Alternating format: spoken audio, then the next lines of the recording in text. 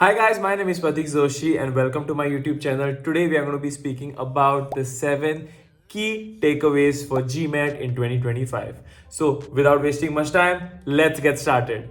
Point number 1 is registering for the GMAT exam as soon as you decide that yes, I want to pursue something around management and I want to take admission in a business school.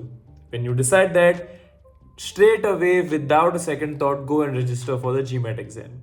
Point number 2, make sure you have 3 to 4 weeks between your GMAT exam date and your application deadline, because this 3 or 4 weeks will allow you for a retest in case your first GMAT exam wasn't great enough and you did not get the score that you wanted to. So the 3 and 4 weeks will help you take a retest and make sure you get on that application round without missing the deadline.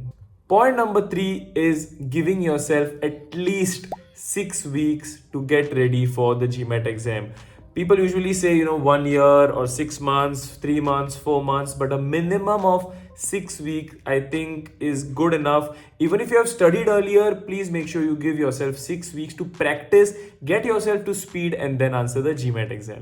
Point number 4 is basically creating a week to week study plan of what you're going to be achieving this week, what's the plan for next week, and based on that, going ahead with the prep. Also, making sure that you plan your mock exams and answer them accordingly for better test results. Using the GMAT official mock exams in a strategic way, because they will give you an ideal picture of how your final score will look like. So make sure you create a plan for that as well, combine it with your study plan, and have decent amount of time between your mock exams. Don't have it too much, not too less as well. Just make sure that your score somewhere increases, and these mock exams help you understand how the exam is going to be. Point number 6 is basically, if you're happy with your GMAT exam, the GMAT exam score is valid for 5 years.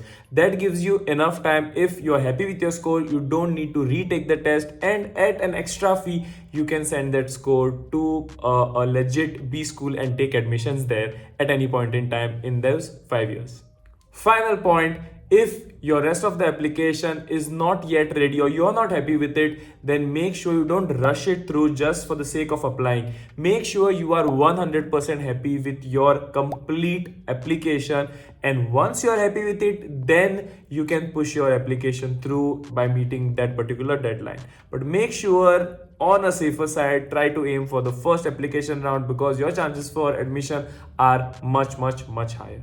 So those are the 7 key takeaways for the GMAT exam in 2025. If you feel I've missed out something, or if you feel there needs to be more key takeaways, then don't forget to mention that in the comment section below.